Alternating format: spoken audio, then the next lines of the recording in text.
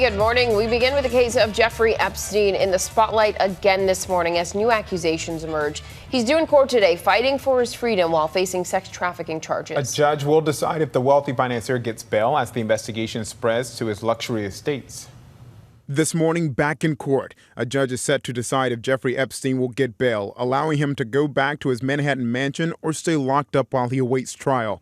The politically connected financier pleaded not guilty after being accused of hiring teen girls to give him massages at his mansions in Manhattan and Palm Beach, allegedly assaulting them. The charges are very serious, and they carry with them a maximum sentence of 45 years in jail, which to someone of Epstein's age is basically a life sentence. Epstein's attorneys want him to be detained at home with a GPS monitor, using his $77 million Manhattan mansion and private jet as collateral. But federal prosecutors are blasting that bail request, noting financial records show Epstein is worth more than $500 million, and saying that electronic monitoring would merely give the defendant less of a head start in fleeing. We think he's a significant flight risk, and that is why we are seeking detention pending trial. He has enormous wealth. ABC News is getting an up-close look at one of Epstein's pristine properties, his private island of Little St. James. The 75-acre island includes a temple, helipad, private beach, even a lifeguard stand. And just this weekend, more possible legal trouble for Epstein. The Attorney General in New Mexico, where Epstein has a sprawling estate called Zorro Ranch, told ABC News in a statement that their office, quote, has been in contact with survivors and is investigating this horrific matter. And now 3 more women are speaking out about Epstein's arrest and why they say he should be denied bail today. At their request, we are not naming them or showing their faces and have altered their voices. He's a threat to women. He's manipulative. He's very precalculated, and this is something that has clearly not stopped, so why would it stop now? Epstein is also facing new allegations of using his money to buy silence. Prosecutors claim he paid 2 potential witnesses a combined $350,000 to stay quiet. Turning now to President Trump's explosive tweets triggering new allegations of racism. The president declared that a group of Democratic congresswomen of color should go back to the countries they came from. The lawmakers have been critical of his immigration policies, including a nationwide crackdown that has many undocumented families afraid to leave their homes this morning. ABC's Mona co-star Abdi has the latest from Washington. Good morning, Mona. Good morning, Kenneth, and good morning to you, Janae. The president, who for years pushed birther conspiracies questioning former President Barack Obama's citizenship, was widely criticized this weekend for telling 4 Democratic congresswomen to leave the United States, using language similar to what he's used towards undocumented immigrants for the past week ahead of his deportation raids. This morning, new tweets from President Trump targeting congresswomen of color, still not naming names but criticizing Democrats for defending the women who, in an earlier tweet, he told to go back and help fix the totally broken and crime-infested places from which they came. This time writing in part, quote, their disgusting language and the many terrible things they say about the United States must not be allowed to go unchallenged. A group of people that came from, I don't know where they came from. The president directing his tweets at 4 freshman minority congresswomen, 3 of the 4 born in the United States, the other a naturalized citizen. Democrats have been quick to condemn the president's comments, calling it, quote, xenophobic and hate-filled. I am freaking appalled that the president of the United States conducts himself in such a disgraceful and racist way. All 4 women have been highly critical of Trump's immigration policies and the president's long-threatened deportation raids that launched Sunday. They're going to take people out and they're going to bring them back to their countries. The major operation to arrest and deport up to 2,000 undocumented immigrants sparked nationwide protests and instilled fear in migrant communities. But so far, immigration groups and local officials say they haven't seen it. New York's mayor tweeting, quote, no confirmed ICE activity. ICE, however, confirms it's out there. And for the past week, it was actually House Speaker Nancy Pelosi who was feuding with those 4 Democratic congresswomen over her support for the border aid package. And it took the president's comments to unite the Democratic Party, Janae and Kenneth, as Pelosi and others came to their defense. And so far, noticeable silence from GOP lawmakers, neither condemning nor criticizing the president's comments there. Mona, thank you for joining us. More problems for Boeing. A new report says the company's 737 MAX jet may not fly again until next year. It's been grounded after 2 deadly crashes. American Airlines and Southwest Airlines have now extended their MAX jet cancellations into the fall. Some dramatic video from Pennsylvania. The 6 people in this raft are recovering after plunging 30 feet down a waterfall at a state park. Their raft flipped over. Park officials say the group unexpectedly went off course, missing 3 sets of warning signs along the way, and they did not have a guide in their raft. All 6 of them had their life jackets on, so when they went over the falls, that was probably the thing that saved them, and that's why they're with us today. Also over the weekend, a swift water rescue in Georgia. 10 children and 1 adult had to be pulled out of the fast-moving water. It's illegal to be in the water in that area. So it could take weeks to figure out what caused the blackout that left part of New York City in the dark this weekend. Hundreds of people were stuck inside elevators and thousands were stranded on the subway. ABC's Ariel Reshef has more on the investigation. The city that never sleeps is very much awake after that major power outage sent a large swath of Manhattan screeching to a halt.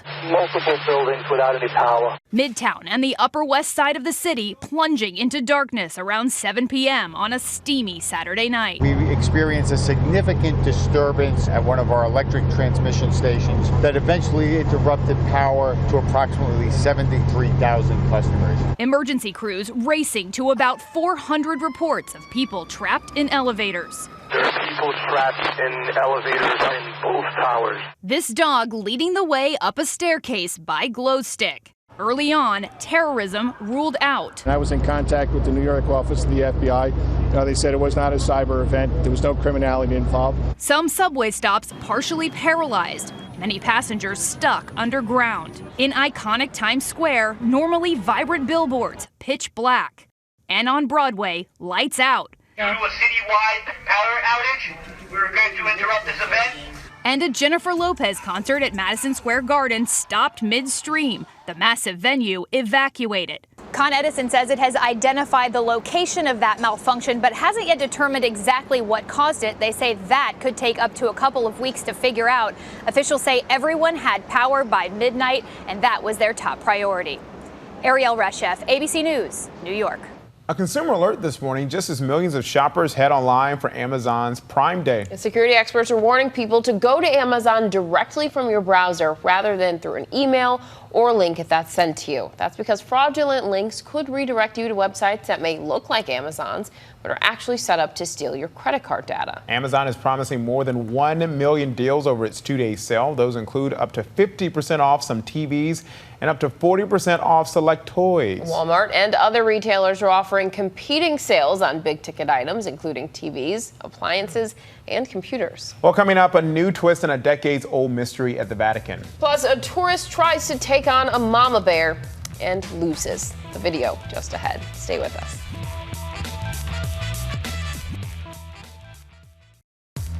We're back with a growing mystery at the Vatican. The disappearance of the young daughter of a Vatican employee has gone unsolved for nearly 40 years. The case has been the subject of many conspiracy theories, including the plot to kill Pope John Paul II. But now investigators hope a new discovery just this weekend will lead to a break in the case. This morning, a growing mystery inside the Vatican.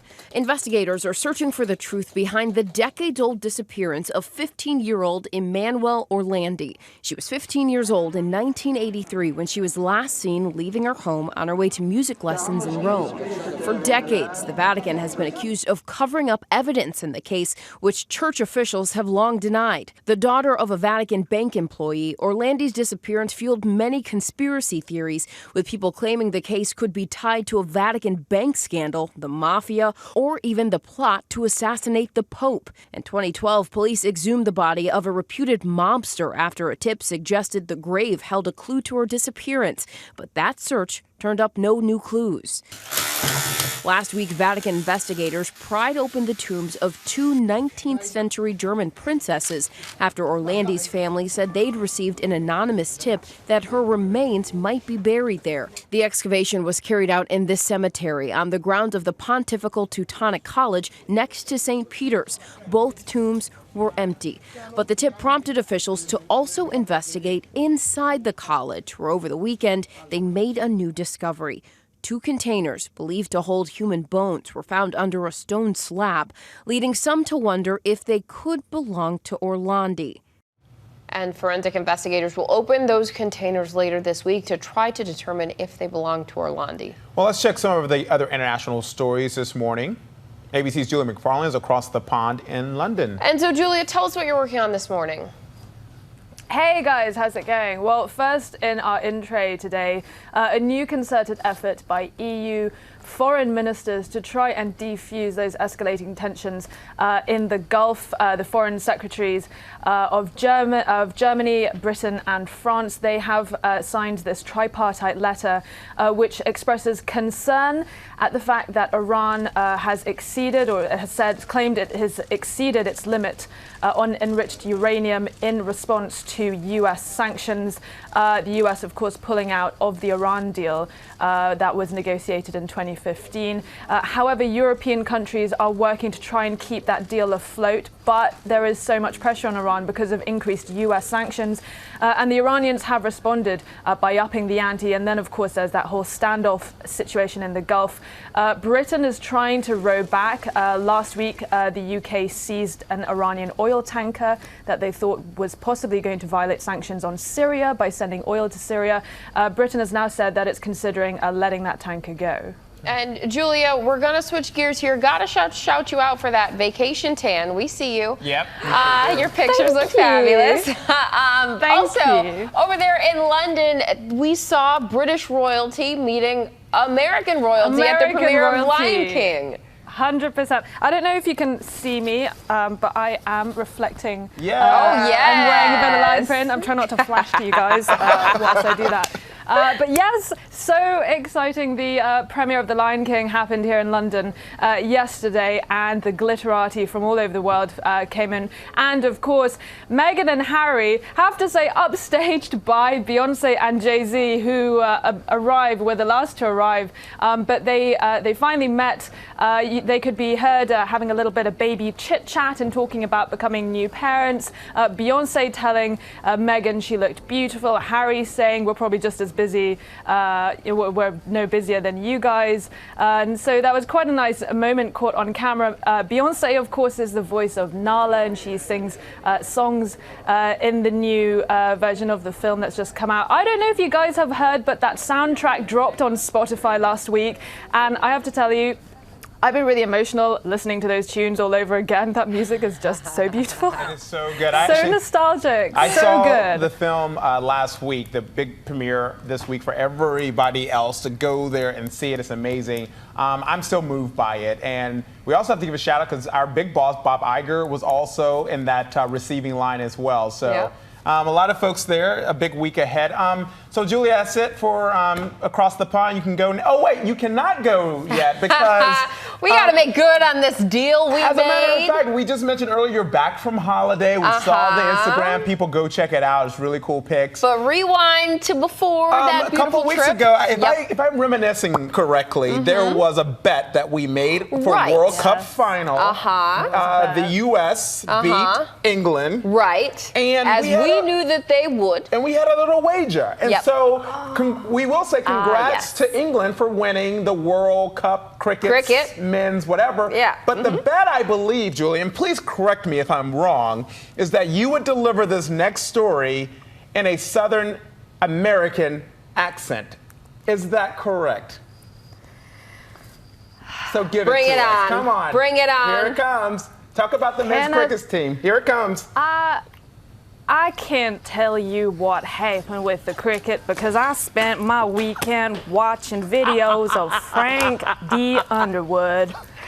So I can't say what happened with that cricket game. I'm sorry. I would sure love to tell y'all the score, but there we go. Julian, you're so good. Very literally impressed. spent my whole weekend watching videos of Frank Underwood. I'll loathe the necessity of sleep, 'cause like death, it puts the powerful men on their back. Oh my God. Julia McFarlane, you came to my whole play weekend. and you delivered. Oh, nicely done. I Very never good back sport. down on a bet, Kenneth, even if it was a stupid idea. Nicely done. Everyone's very This graciously Morning ignoring me America right now in the newsroom. could go to that right there. Very impressed. Thanks, guys. Julia Thanks for your actually support. sent me a clip over the weekend of like the History Channel giving a history lesson of the Southern accent and how we're actually we're very close. The Southern region is very close to England, right? This was so interesting, yeah, because they were talking about different Southern accents and how there was influence from Scots, Irish, from the Quebecois. It was really interesting, actually. So, But I still butchered that Southern Bill. I'm so sorry about it. You know what? I'm so sorry. You can always be my cousin. I can say that right Oh, thank you, Kim. And happy belated birthday.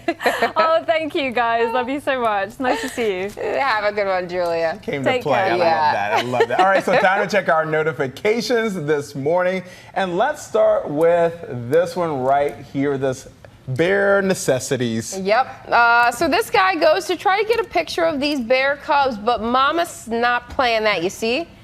She wants to scare him off. She wants to let him know, not by my babies. Look, all she did was scare him off and then double checks that the third baby made it by and she's on her way. Yep. Man bounced Stay back away there. Jump back. from the bears. And a wedding photographer begging people to put away their phones at weddings after this memorable moment was ruined.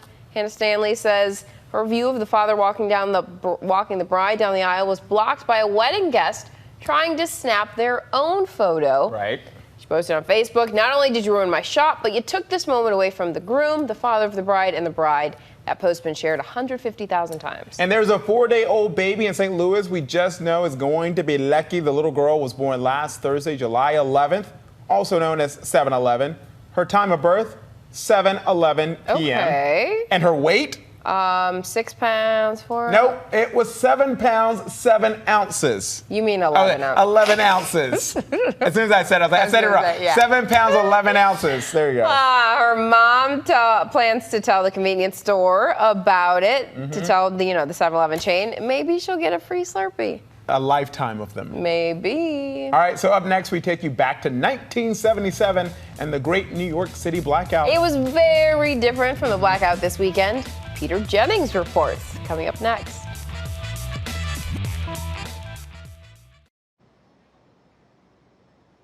Whoa! While certain television personalities were very excited about the lights coming back on after this weekend's blackout here in New York City, the same cannot be said for the reports from the great New York blackout 42 years ago. That guy looked kind of familiar. I don't think I know him. I wonder whatever happened to him. Anyway. Yeah. We're opening up the ABC News vault. Here's Peter Jennings back in 1977. For more than 12 hours, virtually every facet of urban life here was crippled. No electricity meant no refrigeration, no air conditioning, in many cases no water, and of course no light. It was a rigorous repeat of the performance of 1965 blackout, people trapped in elevators and subways. When first light broke over the area this morning, it was still not electric. Late today, there are still sections of the city which have not had services restored. The New Yorker seemed in many cases less inspired than last time. For one thing, it was hotter, 90 degrees again today, as city officials urged people to stay at home. Not everyone did. Looting and vandalism have been disappointingly widespread. In short, this blackout, unlike 1965, brought out the worst in people as well as the best. James Walker explains what that meant last night. New York's clocks were frozen, marking the time when the city's ugliest night began. When thousands of New Yorkers, under cover of the blackout, started looting. Roving gangs set fires in Brooklyn, the Harlem section of Manhattan, and the Bronx. Firefighters battled 80-degree temperatures as they raced through the city's 5 boroughs. Police department operators received over 5,000 calls, pleas for ambulances to assist, and for emergency crews to free people stranded in elevators. Help also came from volunteers, some who moved into the streets to keep traffic flowing. Others entertained, like in this lobby, while residents waited to get to their high-rise apartments. James Walker, ABC News, New York. So much has changed, including the preparation by the New York City Police Department. Things are a lot more modern than they were back then, and so the way they prepare for these types of incidents. But I mean, as you can imagine, there was still some panic. I mean, think about there were reports of like 400 reports of people stuck in elevators. I could not imagine. Of course, some subway issues. Thankfully, everyone's okay. Yeah, my freezer was stocked with goods, and I was really concerned about my perishables. First world problems over here. They're all okay, though. They're okay. Stay with ABC News Live. Throughout the day, we'll be covering Jeffrey Epstein's bail hearing, also former Vice President Joe Biden announcing his health care plan today. And from Washington, we'll be monitoring those nationwide immigration raids. Stay with ABC News Live. Have a great day. See you guys.